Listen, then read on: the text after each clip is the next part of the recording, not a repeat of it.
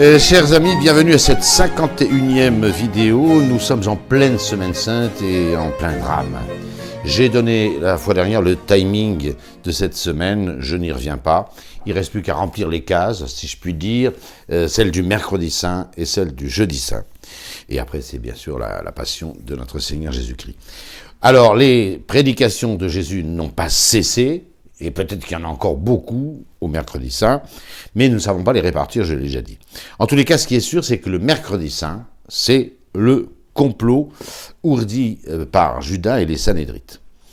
Les Sanhédrites sont très embêtés, ils veulent arrêter Jésus, rapidement, parce que pendant les 8 jours de la fête, il y a un monde fou à Jérusalem. Or Jésus, je vous l'ai dit, a la foule avec lui, et il n'est pas question de l'arrêter en public. Il faut donc il faut trouver quelque chose. Qui prend l'initiative? C'est les Sanhédrites qui se réunissent en disant mais c'est plus possible, il enseigne sans arrêt, tout le monde court après lui, boit ses paroles. Jésus est un véritable héros dans le temple toute la journée. Après le triomphe des rameaux. Réunion donc des Sanhédrites. Je cite Matthieu. « Et il advint, quand Jésus eut achevé tous ses discours, c'est ce que nous avons raconté, qu'il dit à ses disciples, vous savez que dans 2 jours, je ne reviens pas sur le timing, j'en ai parlé la fois dernière, vous savez que dans 2 jours aura lieu la Pâque. Eh bien, c'est le moment où le Fils de l'homme sera livré pour être crucifié. » Donc Jésus fait bien coïncider la Pâque des Juifs avec sa Pâque, son transitus, son passage, c'est ça que veut dire la Pâque en hébreu. Alors les grands prêtres, je suis saint Matthieu, qui est plus précis que les autres, et les anciens du peuple se rassemblèrent dans le palais du grand prêtre. Donc vraiment c'est le conseil, le Sanhédrin au sommet, avec le grand prêtre Caïphe qui préside, nommé Caïphe. Et ils tinrent conseil afin de s'emparer de Jésus par ruse. Il faut une ruse. Il faut faire tomber Jésus dans une espèce de guet-apens. Car que ce soit le jour où il prêche devant la foule, ou la nuit où il se retire on ne sait où, on ne sait tout, pardon, eh bien, pas moyen de mettre la main sur Jésus. Et ils sont très embêtés, et voilà l'objet de ce conseil. Mais il disait, alors il tinrent conseil, afin de s'emparer de Jésus par ruse, je l'ai dit, et de le mettre à mort. Mais il disait, mais pas pendant la fête, parce qu'il y aurait pour qu'il n'y ait pas d'agitation parmi le peuple. Voilà. Saint Luc a une petite version différente, car il craignait le peuple. Bon, ça, c'est pareil. Satan entra en Judas, surnommé Iscariote, du nombre des 12. Et il alla conférer avec les grands prêtres. Alors, qui a l'initiative? Est-ce que c'est Judas?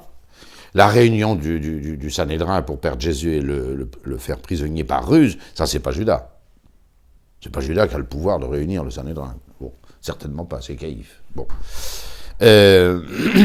Depuis quand Judas est habité par Satan au point de livrer son maître, je vais essayer de vous le dire, ça date de l'onction de Béthanie et puis surtout du jour des rameaux. Mais justement, il sait, Judas, c'est un juif de Judée, Judas. C'est rare un apôtre qui est de Judée. Il est de Cariote, au sud de Jérusalem, bien au sud. C'est un Judéen, il connaît les rouages. Il sait que le Sanhédrin se réunit. Il connaît le problème du Sanhédrin. Et comme il a nourri une haine inexplicable contre Jésus, il profite de cette réunion pour y paraître, car il est paru dans cette réunion. Il est paru. Il alla conférer, Saint Luc, avec les grands prêtres et les officiers sur la manière de le leur livrer. Et ils se réjouirent, bien sûr, ils ont trouvé le truc. Ils n'y arrivaient pas. Et Judas leur enlève une épine du pied dans leur projet machiavélique. Et ils se réjouirent et convinrent de lui donner de l'argent. Et il se mit d'accord avec eux. Donc il y a un contrat. Peut-être pas écrit, mais il y a un véritable contrat. Vous nous livrez Jésus et on va vous payer. On va vous payer. Dès lors, Judas cherchait une occasion favorable pour le livrer. C'est tellement important que je lis les 3 synoptiques. Alors l'un des 12, nommé Judas Iscariote, c'est Matthieu ça, s'en étant allé vers les grands prêtres, leur dit « Que voulez-vous me donner? Et moi, je vous le livrerai. » Donc, il semble que là, ce soit un peu l'histoire d'argent, en tous les cas. C'est Judas qui va chercher, excusez-moi, du fric. C'est inouï, mais c'est comme ça. Hein? Ceux-ci lui assurèrent 30 pièces d'argent. Alors, ces 30 pièces d'argent ont fait couler beaucoup d'encre. C'est une somme, mais c'était quand même, c'est d'après le Deutéronome, le prix qu'on payait pour un esclave. Et puis, c'est de l'argent. C'est pas de l'or. C'est pas pareil. Et donc, Jésus est acheté au prix bas. Au prix bas. C'est terrible, mais c'est comme ça. Vous me direz, quand on vend quelqu'un, c'est toujours terrible, nous sommes d'accord. Et surtout Jésus de Nazareth. Mais notez bien que c'est un prix bas. C'est le prix des esclaves dans le Pentateuque. Dans la loi de Moïse, c'est le prix d'un esclave. 30 cycles d'argent, pas d'or. Parce que l'or vaut bien plus cher, je ne vous l'apprends pas, que l'argent. Et qui parle d'argent? C'est Judas. Qui parle d'argent, c'est Judas. Marc et Judas Iscariote, qui était l'un des 12, se rendirent auprès des grands prêtres pour le leur livrer. Ceux-ci, en entendant, se réjouirent et promirent de lui donner de l'argent. Je pense qu'il vaut mieux suivre Saint Matthieu. Je vous l'ai déjà dit, quand on parle d'argent, il vaut mieux suivre Saint Matthieu. Il en connaît un rayon, il a manipulé de l'argent toute sa vie. Bon. Et donc, c'est d'après Saint Matthieu, très bien placé, le mieux placé pour parler de tout ça, c'est Judas qui parle d'argent. Le premier. C'est ignoble. Qu'est-ce qui s'est passé dans la tête de Judas pour faire une chose pareille? Qu'est-ce qui s'est passé? Certainement, on peut dire, sans crainte de se tromper, que si Jésus l'a choisi, c'est que, au départ, au moins, Judas était un homme droit et pieux, capable, en tous les cas, de devenir un grand apôtre comme les autres. Sinon, Jésus ne l'aurait pas choisi. Jésus ne se trompe pas. Il connaît ce qu'il y a dans l'homme, comme dit saint Jean. Pourquoi ce choix inouï, apparemment, de Judas? C'est qu'au début, Judas devait être, comme on dit, un bon type.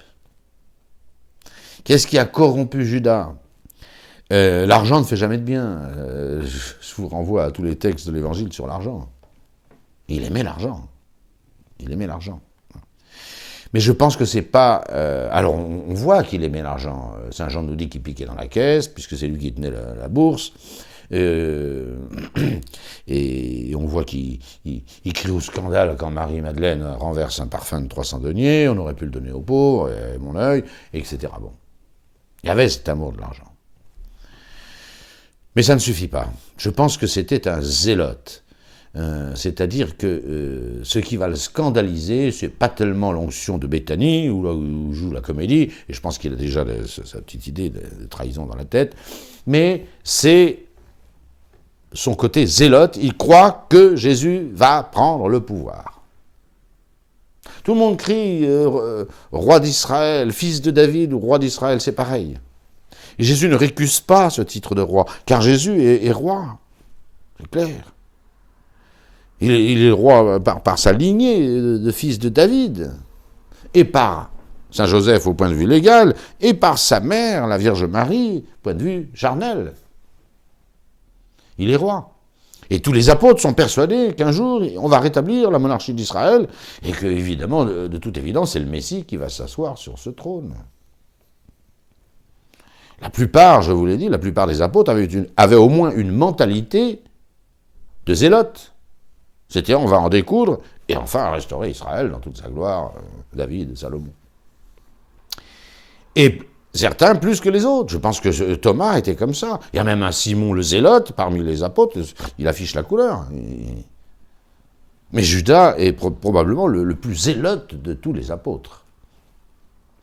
Donc le soir des rameaux, j'ai eu l'occasion de le dire quand j'ai parlé des rameaux, le soir des rameaux, quand Jésus, à la tête de cette procession énorme, qui fait chanceler le pouvoir des Sanhédrites, des anciens, etc., et des prêtres, au lieu de se diriger sur le palais d'Hérode, Je pense que la foule était prête à renverser ce roitelet d'Hérode. Et est-ce bien sûr que les Romains n'auraient pas laissé faire?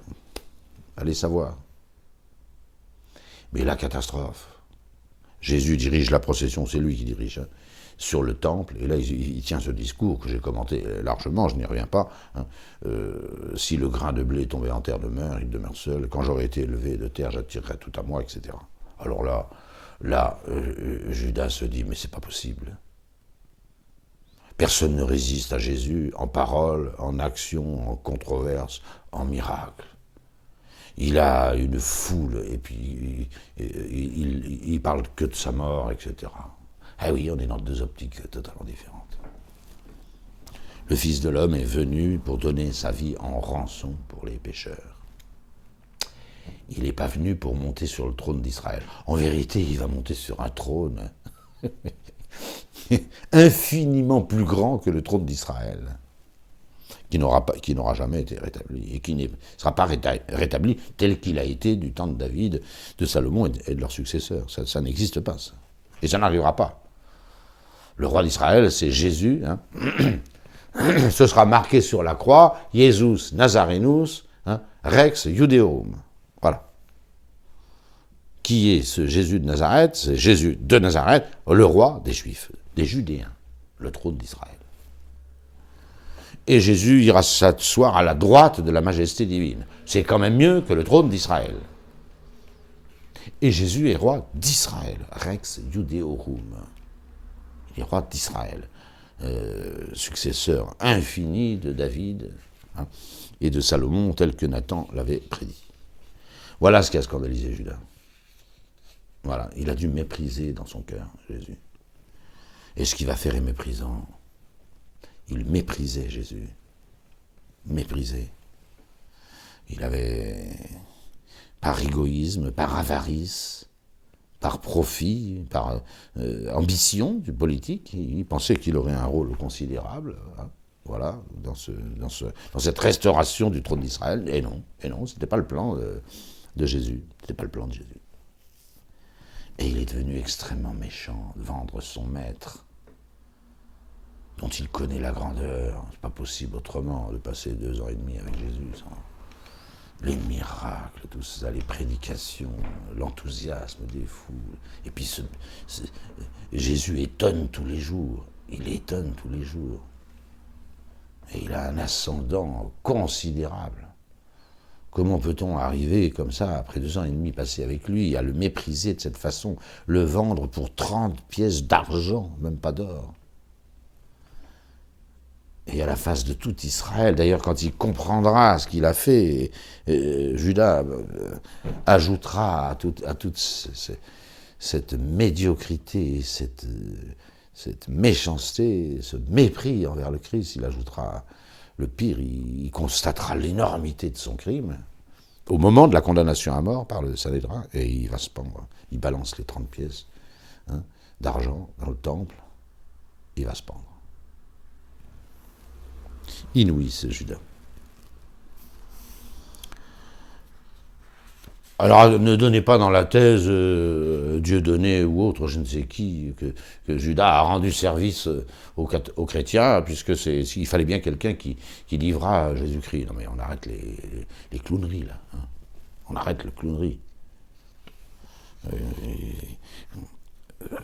Quels que soient les desseins de la providence de Dieu, le Christ devait mourir sur une croix, c'était écrit dans Isaïe et partout, bon, sans doute, la prédiction de la trahison de Judas est dans l'Écriture sainte.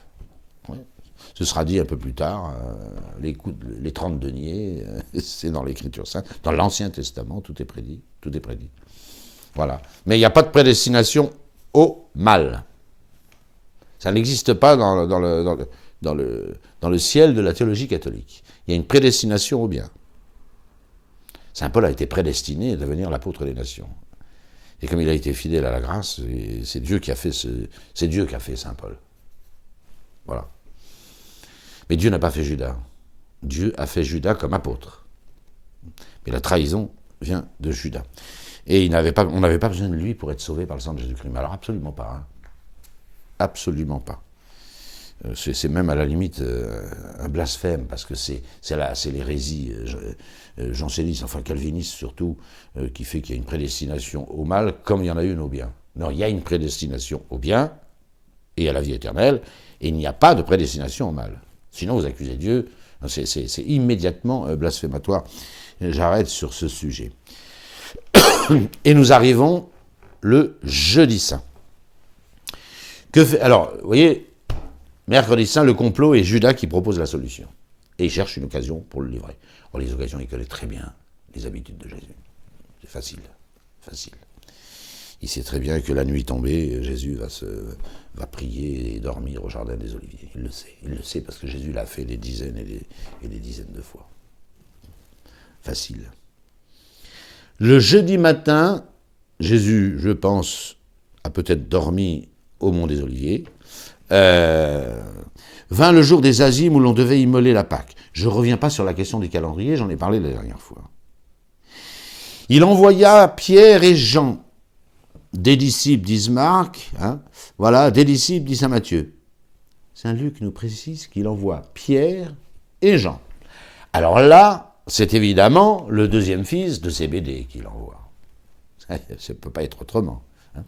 Deux de ses disciples. Jean l'évangéliste n'est pas toujours avec la troupe apostolique.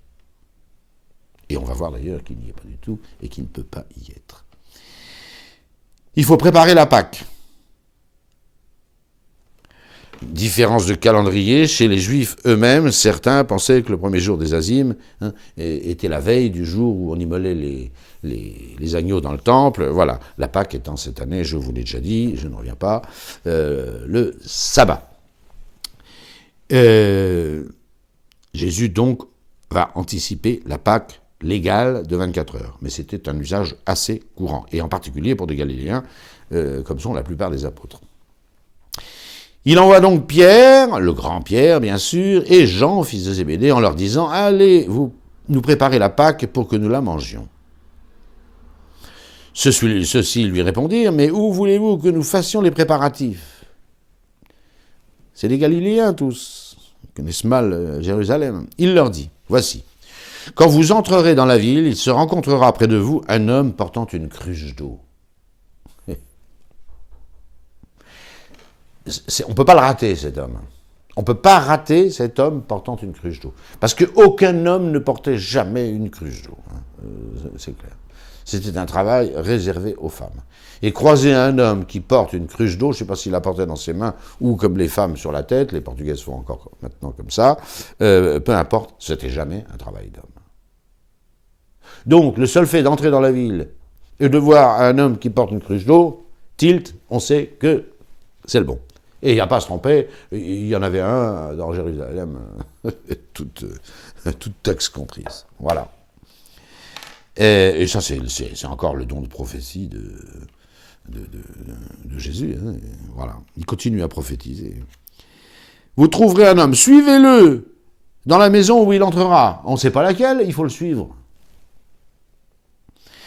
Et vous direz au maître de la maison, le maître te fait dire, où est la salle où je pourrais manger la Pâque avec mes disciples? Ça veut dire que ce propriétaire de la maison est hyper connu de Jésus et qui connaît très bien Jésus. Mais on peut pas tourner autour du pot, là. C'est obligatoire. Vous suivez cet homme qui porte une cruche, vous rentrez dans une maison et vous allez trouver le patron de la maison, le propriétaire de la maison, pas l'homme qui porte une cruche, le propriétaire. Et vous lui direz, où est la salle, comme si c'était déjà acquis, où je pourrais manger la Pâque avec mes disciples. Voilà. Et il vous montrera, etc. Saint Marc, le premier jour des Azimes, où l'on immolait la Pâque, les disciples lui disent, c'est les disciples chez Marc et Matthieu qui prévoient la Pâque. Chez Luc, c'est Jésus qui prend l'initiative d'envoyer 2 de ses disciples, et il donne les noms, donc c'est plus informé. C'est un petit raccourci dans Marc et Matthieu. Je pense que la bonne version, c'est celle de Saint Luc. C'est d'ailleurs pourquoi j'ai commencé par elle. Saint Marc, le premier jour des Azimes, où l'on immolait la Pâque, les disciples lui dirent « Où voulez-vous que nous allions pour faire les préparatifs afin que vous puissiez manger la Pâque ?»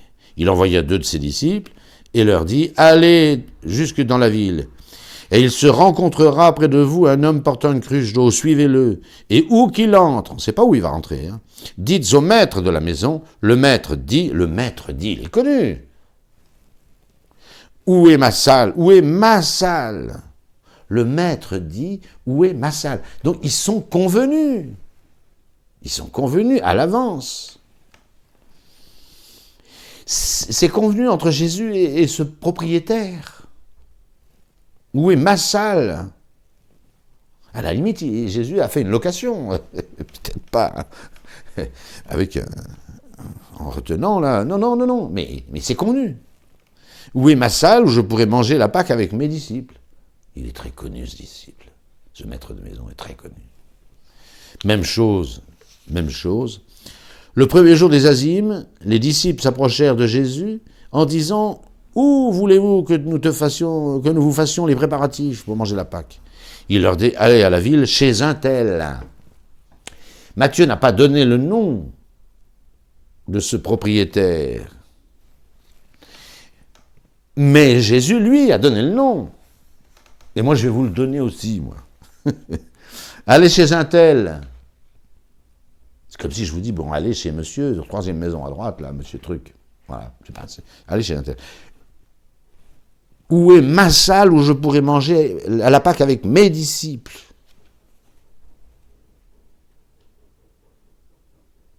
Le maître de maison, Luc. Où est la salle où je pourrais manger la Pâque avec mes disciples? C'est connu, ils se connaissent. Ils se connaissent. Alors, ma version, c'est clair. C'est que c'est Saint Jean l'Évangéliste qui possède cette maison. C'est le disciple que Jésus aimait. Ils se connaissent. Ma salle où je pourrais manger ma Pâque avec mes disciples. Ils se connaissent. Du coup, vous ne serez pas surpris d'apprendre que pendant le repas pascal, eh bien, Jésus est à la droite, et non point l'inverse, et non point Pierre, de ce disciple. Mais tout simplement parce qu'il est le propriétaire de cette grande salle. Et c'est lui qui invite Jésus. Alors peut-être que il a fait présider Jésus et lui s'est mis à sa droite. Peut-être. Ce qui est sûr, c'est que Saint-Pierre n'est pas à côté de Jésus. Alors ça, c'est marqué. Saint-Pierre est quand même le numéro 1 des apôtres. C'est le numéro 1. Il n'est pas à côté de Jésus, Saint-Pierre. Et nous savons que quand Saint-Pierre a besoin d'un renseignement, en particulier le nom du disciple de l'apôtre qui va trahir Jésus, il s'adresse à Jean, parce que Jean est à côté de Jésus et peut même de temps en temps s'approcher très près de Jésus. Hein, voilà, et reposer sur sa poitrine. C'est une expression d'intimité, évidemment. Voilà. Donc, Pierre et Jean vont préparer et suivre la salle de la Pâque, envoyée par Jésus. Pierre et Jean, fils de Zébédée, ça peut être que lui, alors là, bon, pour le coup, c'est 2 de ses apôtres. Et cet homme qui porte une cruche d'eau rentre chez un propriétaire manifestement connu, et c'est arrangé entre Jésus et lui. C'est le disciple que Jésus aimait. C'est le disciple que Jésus aimait. C'est évident. Et ils sont toujours distingués. Voilà. Lors de la résurrection, mais c'est très clair que c'est ainsi, après la résurrection, lors de la 2e pêche miraculeuse, après la résurrection, les 353 poissons, là, sont mentionnés dans cette pêche miraculeuse, et les 2 fils de Zébédée, Jacques et Jean, plus le disciple que Jésus aimait. Plus quelques autres, Philippe, etc., Thomas et quelques autres. Bon. Mais ce qui est sûr, que sont nommés et Jacques et Jean, fils de Zébédée, et le disciple que Jésus aimait, qui d'ailleurs reconnaît Jésus le premier dans cette anecdote. Voilà. Donc là, on voit bien que Jean, volontairement par Luc, Jean l'apôtre est distingué de Jean l'évangéliste, même s'il n'est pas nommé. Un tel, ma maison, ma salle, la salle où je pourrais manger la Pâque avec mes disciples. Voilà. Je reprends le récit de... Et alors, il vous montrera une haute chambre. Il y avait toujours à l'étage des maisons une salle réservée pour les hôtes, grande, spacieuse, très bien équipée, avec des coussins, parce qu'on adopte les mœurs des Grecs, même les pharisiens adoptaient les mœurs des Grecs, on l'a déjà vu en Galilée, la Peccatrix in Civitati, on le revoit ici, et on mangeait allongé, ça va être dit d'ailleurs, on mangeait allongé, avec beaucoup de coussins, de tapis, c'est très, très confortable. Il vous montrera une haute chambre à l'étage, très grande, munie de tapis, faites-y les préparatifs. Et ça c'est toujours Saint Luc, et s'en étant allés, ils trouvèrent les choses exactement comme Jésus le leur avait dit, et ils préparèrent la Pâque. Saint Marc, et il vous montrera, toujours ce célèbre propriétaire, qui n'est rien d'autre que Jean l'Évangéliste, et il vous montrera une chambre à l'étage, grande, munie de tapis, toute prête. Et c'est là que vous ferez les préparatifs pour nous. Et les 2 disciples s'en allèrent, Pierre et Jean, fils de Zébédée, et ils vinrent à la ville et trouvèrent les choses comme il leur avait dites et préparèrent la Pâque. Et les disciples firent comme leur avait prescrit Jésus et préparèrent la Pâque. Il fallait pas mal de choses pour préparer la Pâque. Il n'est pas impossible qu'il y ait eu un agneau. Voilà. Il y a les herbes, il y a les légumes, il y a 4 coupes de bénédiction qu'on devait boire en se la passant, quand Seigneur Jésus va consacrer la 3e de ce repas. Enfin bref, c'est médiculé. Les herbes amères, les légumes, etc. Pas mal de vin, mêlé d'eau d'ailleurs, etc. Je ne vais pas vous raconter le rituel de la Pâque juive. En bonne partie, les apôtres ont dû préparer la Pâque. Donc tous les ingrédients du repas pascal. Voilà.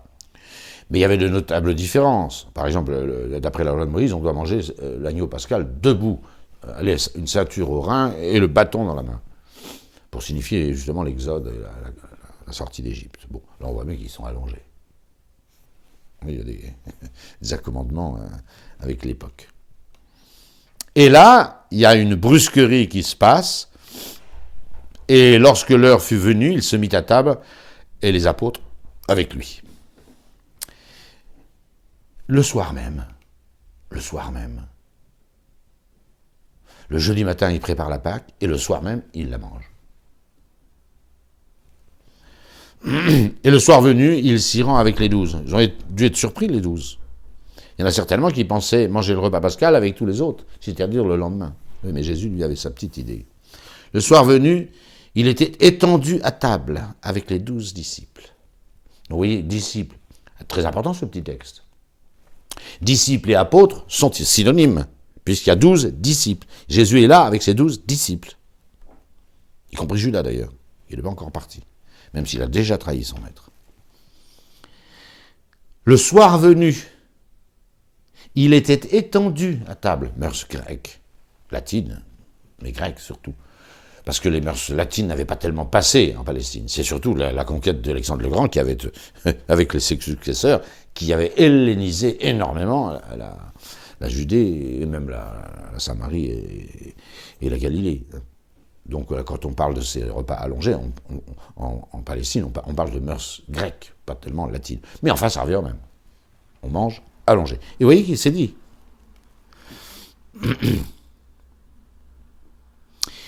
Jésus, ça c'est très important, la remarque de Saint Luc, est très heureux de ce repas. C'est incroyable. Ça, j'aurai l'occasion de le redire et de le redire encore. Cette capacité qu'a Jésus de passer d'une extrême à l'autre avec une égalité d'âme, c'est prodigieux, quoi. Jésus, il sait très bien que dans 3 heures, quand il se met à table, il est dans le jardin des Oliviers, à ruisseler, sueur, sang et eau. Voilà. Et il va être triste jusqu'à la mort, jusqu'à en mourir, quoi. Et là, il passe sa table, il est tout heureux. C'est inimaginable. Et il n'y a pas d'artifice ni d'un côté ni de l'autre.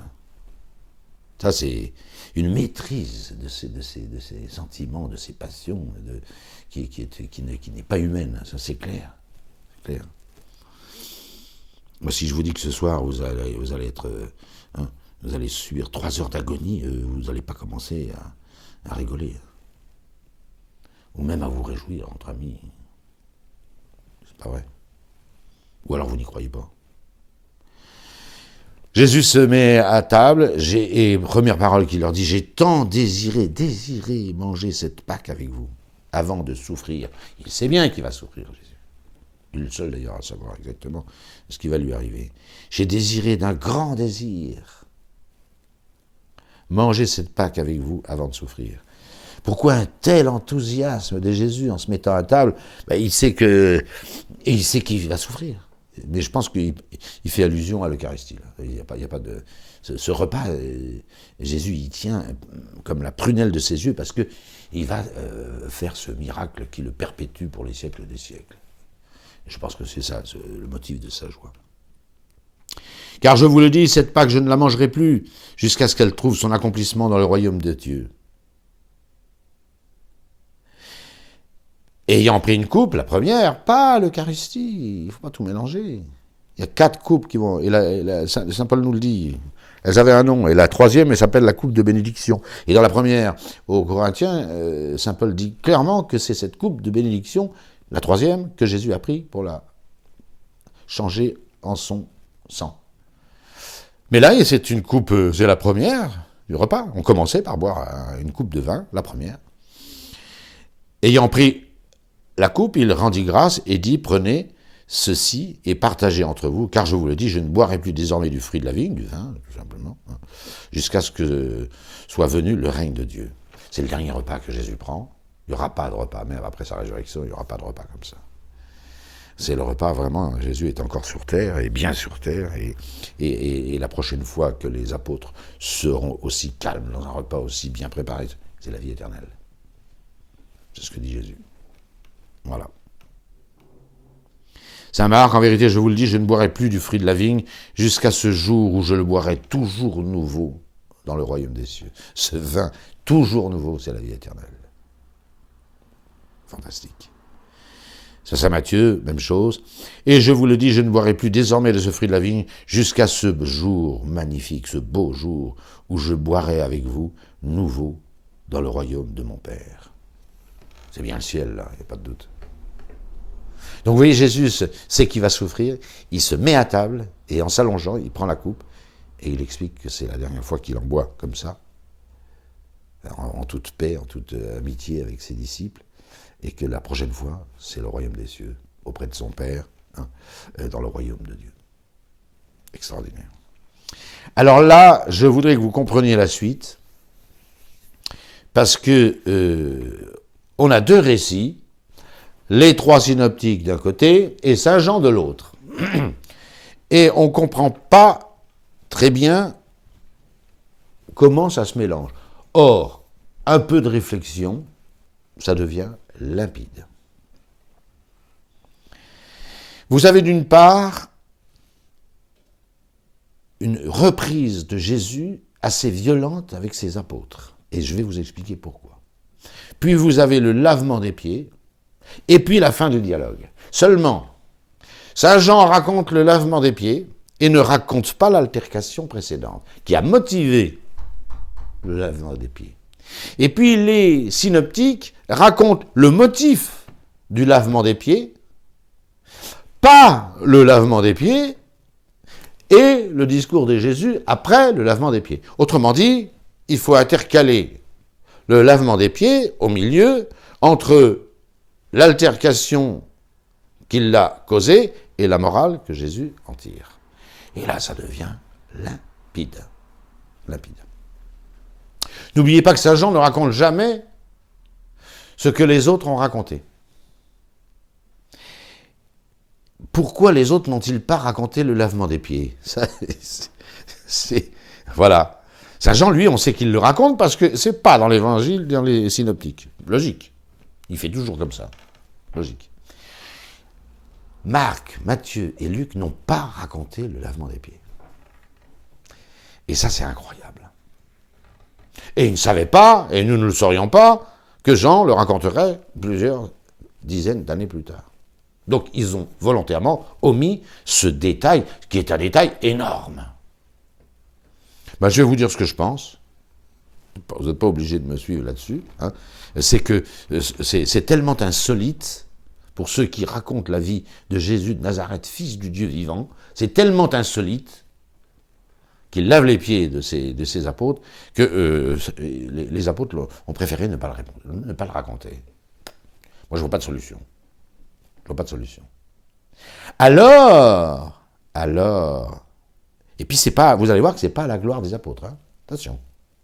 C'est vraiment à la gloire de Jésus-Christ, qui se fait un esclave de ses apôtres, mais c'est pas à la gloire des... Et vous allez tout comprendre en lisant les textes. Pourvu que nous intercalions le récit de Saint Jean au milieu des deux autres récits. Et je vais suivre Saint Luc, parce que les autres sont moins complets.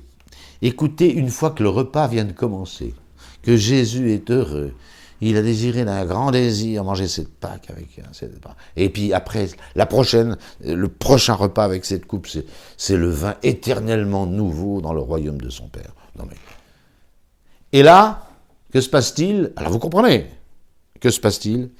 Il s'élève une querelle entre les apôtres pour savoir quel serait le plus grand. Et quel est le plus grand? C'est fou. C'est fou. C'est fou, mais c'est comme ça. C'était déjà arrivé 3 ou 4 fois. Hein. C'était déjà arrivé. Jésus, on a vu cette scène extraordinaire. Mais qu'est-ce que vous racontez là, en marchant là? Ils n'osent pas répondre. Ils sont tout honteux, piteux. Qu'est-ce que vous racontiez, leur dit Jésus? Ils ne répondent pas. Et Jésus leur dit clairement, hein, vous discutez de savoir qui est le plus grand. Toujours cette optique de restauration du royaume d'Israël. Qui va avoir le portefeuille de Premier ministre, qui va avoir le ministre de l'Intérieur, le garde des Sceaux. C'est ça la mentalité. C'est ça la mentalité.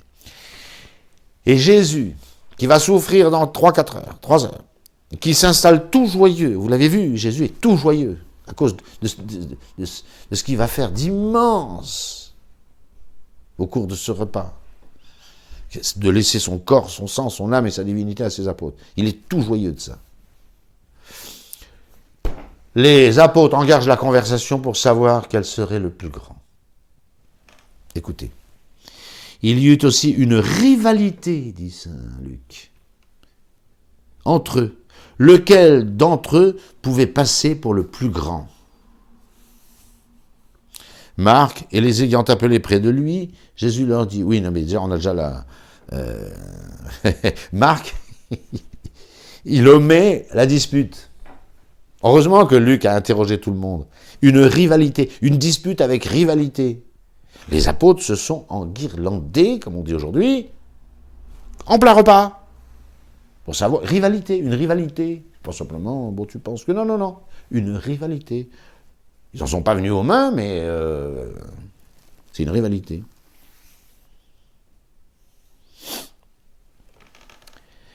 Alors, c'est là qu'il faut intercaler le lavement des pieds. Quand Jésus entend ça, à mon avis, il ne répond pas tout de suite. Et Marc et Matthieu ne donnent que la réponse, que la morale de l'histoire. Alors Jésus, je pense que Jésus était peiné et fâché. Fâché. Il est à 3 heures de commencer sa passion. Il va instituer l'Eucharistie dans 1 heure. Et à quoi pensent ses apôtres? Ils se castagnent, ils font une rivalité, une altercation au minimum. Je ne dis pas une rixe quand même, j'espère qu'ils n'en sont pas venus aux mains, pour savoir quel serait le plus grand. Alors vous comprenez que Jésus, qui a déjà corrigé plusieurs fois ses disciples sur ce point, se lève de table. Et je vous assure, le lavement des pieds est une scène glaciale. Glaciale. Saint Jean introduit le lavement des pieds. Or, avant la fête de la Pâque, Jésus, sachant, très solennel, que son heure était venu de passer de ce monde vers son Père, ayant aimé les siens qui étaient dans le monde, il les aima extrêmement jusqu'au bout, jusqu'à la fin. Voilà. Et comme on avait commencé de souper, c'est tout de suite après la première coupe qui a rendu Jésus si heureux. Hein. Et comme on avait commencé de souper, le diable ayant déjà mis dans le cœur de Judas Iscariote, fils de Simon, le dessein de le livrer, sachant, c'est très solennel, que son père lui avait tout remis entre les mains, et que c'était de Dieu qu'il était sorti, et que c'est vers Dieu qu'il s'en va, il se lève de table, quitte ses habits, et prenant un linge, il s'en ceignit. Voilà. Je ne vois pas le rapport avec la solennité du début et ce geste d'un esclave. D'un esclave. Bien sûr que Jésus est le serviteur, pas seulement dans cette scène. Je suis venu pour servir et non pour être servi, a dit Jésus. Ça, c'est pas... Voilà. C'est là qu'on aura, et le Fils de l'homme est venu donner sa vie en rançon pour les pécheurs, etc. Alors pourquoi ce geste pratique d'humiliation Jésus va passer pendant, c'est long de laver les pieds de 12 personnes, et consciencieusement, il va passer pour un esclave. Un esclave. Un esclave. Et c'est glacial. Écoutez ce récit en pensant que ça fait suite. Il s'éleva une rivalité parmi eux, lequel pouvait devenir le plus grand. Voilà. Heureusement que Saint Luc nous a mis cette petite phrase. Sinon, le lavement des pieds est presque inexplicable. Ensuite, donc Jésus se lève de table. Vous imaginez la tête des apôtres? D'habitude, c'est eux qui ministrait Jésus, mais enfin oui, c'est normal, non? Voilà. Il se lève de table, quitte ses habits, pas un mot, hein? Pas un mot, rien. Prenant un linge, il s'en ceignit. Ensuite, il jette de l'eau, c'est lui qui fait tout, hein? Puis les autres sont là, médusés. Il gèle de l'eau dans un bassin, et il se mit en devoir, dit Lagrange, c'est bien dit, de laver les pieds de ses disciples, et de les essuyer avec le linge dont il était saint. Vous connaissez cette scène, bien sûr. Oui, vous connaissez cette scène, sauf que vous n'entendez pas le silence. Là, il faut entendre le silence. C'est glacial. Et il fait le tour. Il passe de l'un à l'autre. Là, il n'y a plus de conversation. Personne n'étripe son voisin pour savoir s'il est plus grand que lui. Silence. Silence glacial. Et il vint donc, comme ça, il tourne, dans le silence, au prix de Simon-Pierre. Là, Simon-Pierre éclate. Il ne tient plus. Il n'y tient plus. C'est très humiliant pour les apôtres. Et ils doivent penser que Jésus est fâché et contristé.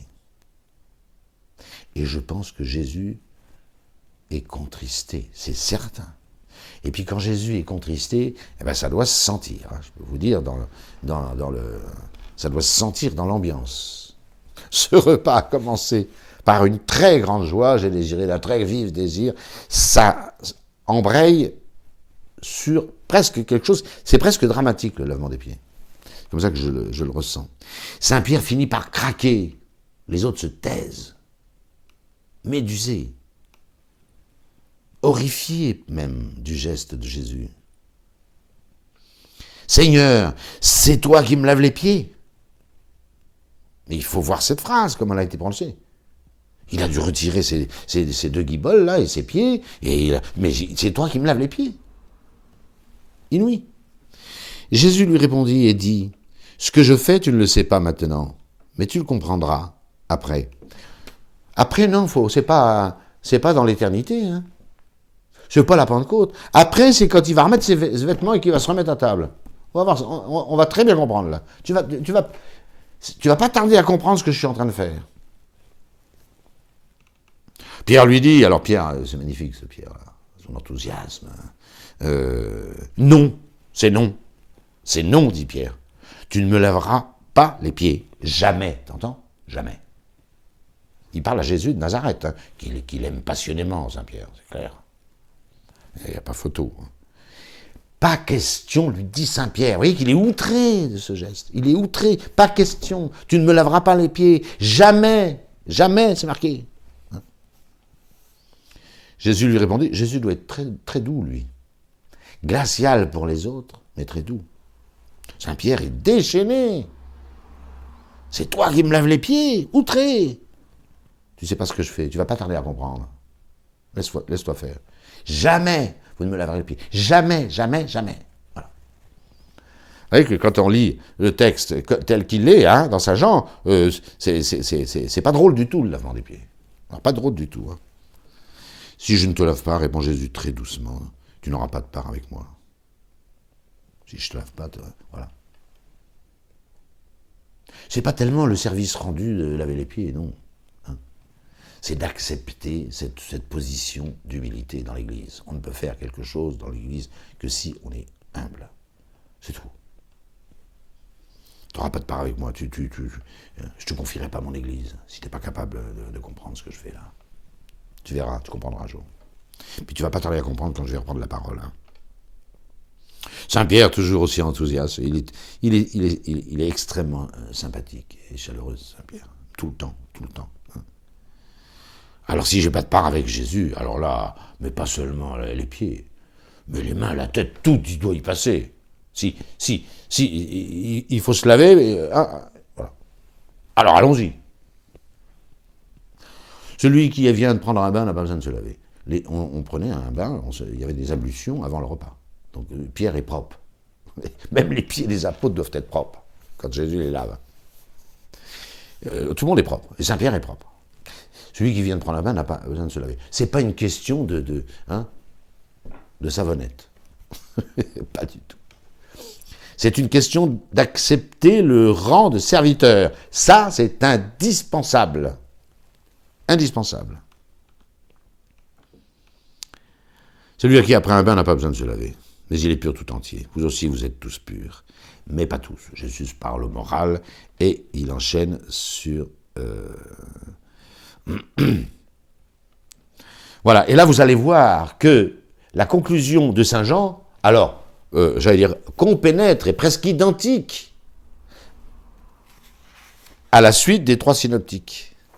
Voilà, Saint Jean et les trois synoptiques. Lors donc qu'il leur eut lavé les pieds et qu'il eut repris ses habits, il n'y a pas eu d'autre intervention que celle de Saint Pierre, qui a fini par se calmer parce que sinon il n'aurait aucune part avec Jésus. Comprenez-vous ce que je vous ai fait? Non, pour l'instant ils n'ont rien compris.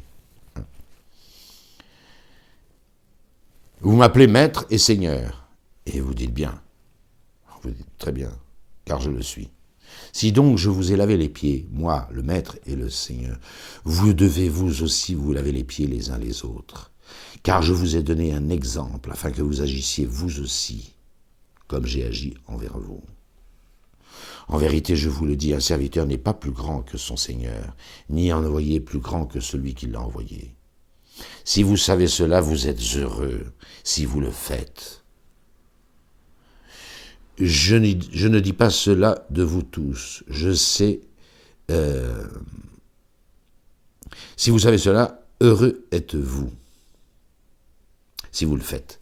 Je ne dis pas cela de vous tous. Je sais quels ils sont ceux que j'ai choisis. D'ailleurs, c'est pour que l'écriture soit accomplie, celui qui dévore mon pain. Et il énonce la trahison de Judas, j'y reviendrai là-dessus.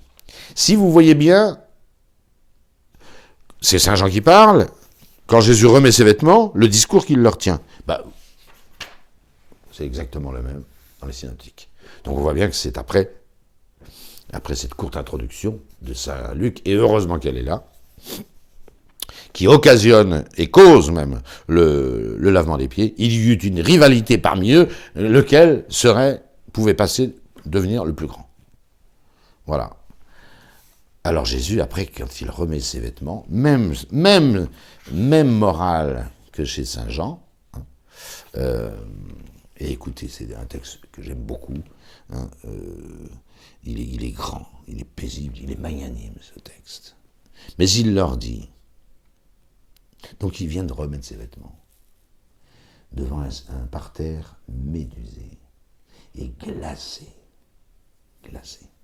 à part les altercations, hein, et la révolte de Saint-Pierre, tout le monde est glacé. Comment a-t-il pu oser nous laver les pieds, lui, le maître et seigneur?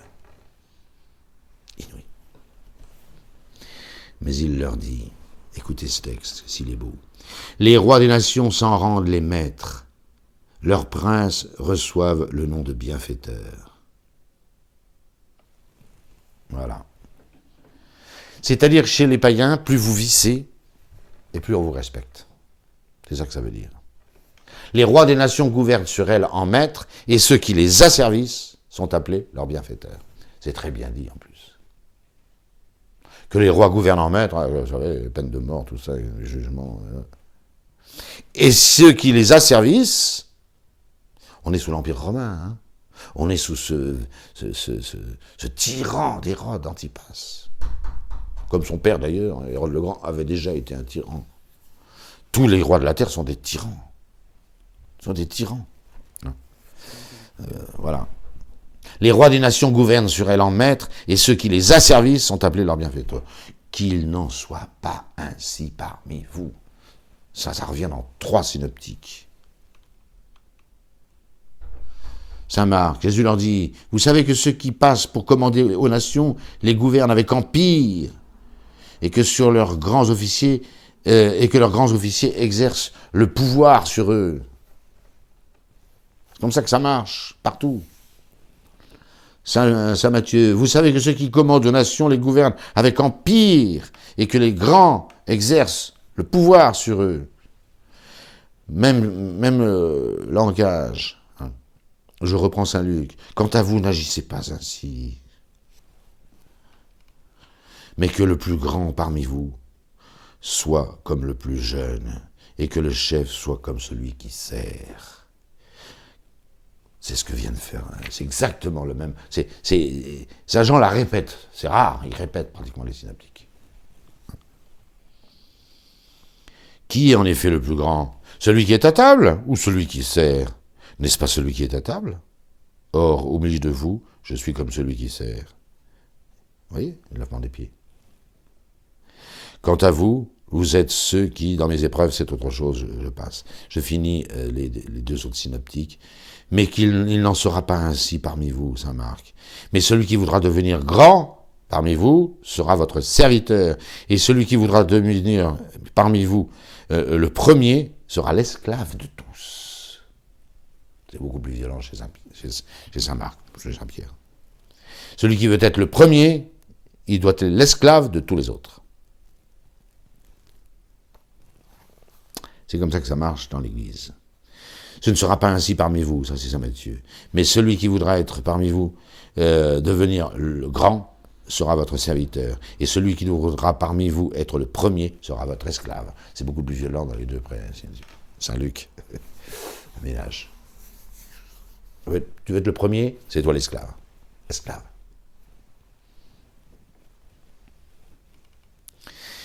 Et Saint Luc essaye de briser la glace. Je vous laisserai là-dessus. Essaye de briser la glace, parce que c'est glacial, ce glacial. Bon, certains prédicateurs font de ce texte une espèce de propédeutique, hein, un dernier nettoyage, le 2e confiteor de notre messe, avant l'Eucharistie. C'est du n'importe quoi. C'est le grand n'importe quoi. Rien ne me permet de le dire. Même le texte dit le contraire. Vous êtes tous purs, leur dit Jésus. Ils seraient tous purs, mais Jésus les purifie encore une dernière fois. Là. Hop. N'importe quoi. On voit très bien ce qui a occasionné cette mise au point. C'est une querelle parmi les apôtres pour savoir qui serait le plus grand. Et puis Jésus fixe pour les siècles des siècles le statut de l'autorité chrétienne. Ce sera toujours comme ça. Et celui qui veut être le premier, il sert les autres. Et celui qui veut commander, il sera l'esclave de ceux qui commandent. Changement de décor. Et si tous les prélats et tous les évêques étaient comme ça, l'Église se porterait très bien. Et vous pouvez prendre tous les grands évêques et tous les prêtres, les saints prêtres de l'Église catholique, ils ont pratiqué ça. Ils étaient au service des autres. Curé d'Ars était au service de tout le monde. Saint Jean Bosco était au service de tout le monde. Saint Vincent de Paul était au service de tout le monde. Et tous les autres. Et Saint Grégoire le thaumaturge et tous ces évêques magnifiques du IVe siècle étaient au service de leur troupeau. Au service. Les esclaves de leur troupeau. C'est ça, l'Église. Alors, devant ce froid glacial du lavement des pieds, eh bien, le Saint-Luc est toujours le doux et le suave.